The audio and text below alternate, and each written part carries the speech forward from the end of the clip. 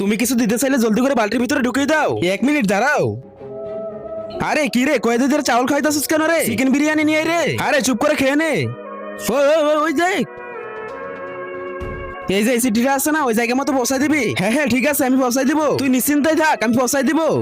এই কয়াদি ওই বালতির মধ্যে কি ঢাললো রে? চলো গিয়ে দেখে আসি রে। আরে দাঁড়া দাঁড়া, এরা মনে হইতেছে অনেক বড় প্ল্যান করতেছে রে। এখানে কোনো কিছু একটা গড়বড় লাগতেছে রে। আমরা এখন শুধু চুপ করে দেখবো, একটু সবর কর।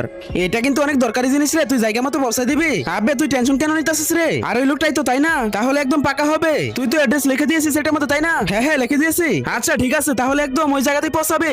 আবে বলো কই যাস, খাবার তো দিয়ে যা। ও হ্যাঁ হ্যাঁ, এই যে নে। আরে আর কয়টা দানা রে? আবে সালে ভিখারি রে।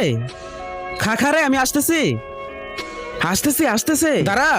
কয়েদিদেরকে খাবার দিয়েছি? জি স্যার, সবগুলো কয়েদিকে খাবার দিয়েছি। আজ তো খাবার একটু বেশি হয়নি।